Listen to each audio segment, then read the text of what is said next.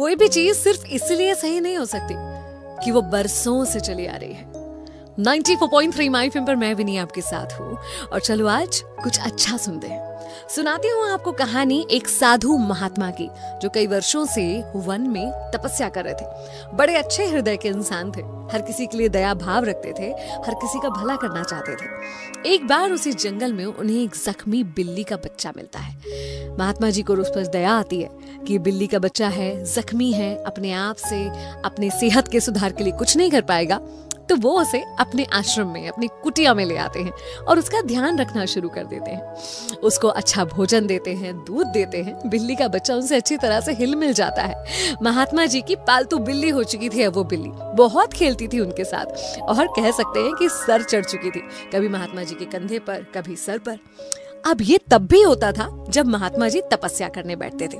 वो तपस्या करने, ध्यान लगाने के लिए बैठे और बिल्ली कभी कंधे पर, कभी सर पर, कभी चेहरे के पास उनकी तपस्या में विघ्न डाला करती थी। उस दिन महात्मा जी ने सोचा कि क्या करूं भाई इस चीज के लिए। उन्होंने अपने एक शिष्य को बुलाया और कहा कि जब जब मैं तपस्या करूं ना, तब एक काम करना कि उस सामने वाला जो पेड़ है ना, उस पर ले जाकर इस बिल्ली को बांध देना। शिष्य ने गुरु से कोई सवाल नहीं कहा, बोला ठीक है। अब बस ये एक नियम सा बन गया था। जब जब महात्मा जी अपनी साधना करने, तपस्या करने बैठते, तब उस बिल्ली को सामने वाले पेड़ के तने से बांध दिया जाता था और तपस्या के बाद बिल्ली को खोल दिया जाता था।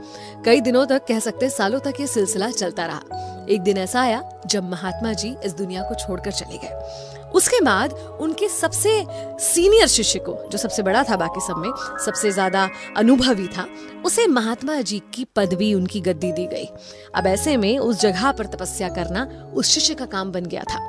जब वो पहले दिन तपस्या करने गया तब उसे ख्याल आया कि यार कुछ कमी है।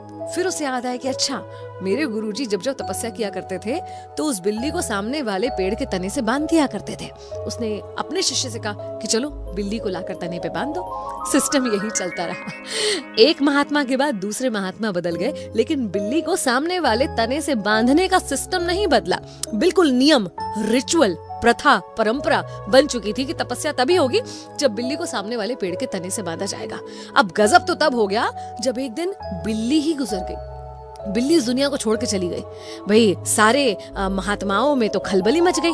उनको बैठ के मीटिंग करनी पड़ गई कि अब तपस्या होगी कैसे, बिल्ली तो है नहीं। फिर निर्णय लिया गया कि चलो एक नया बिल्ली का बच्चा ले आते हैं।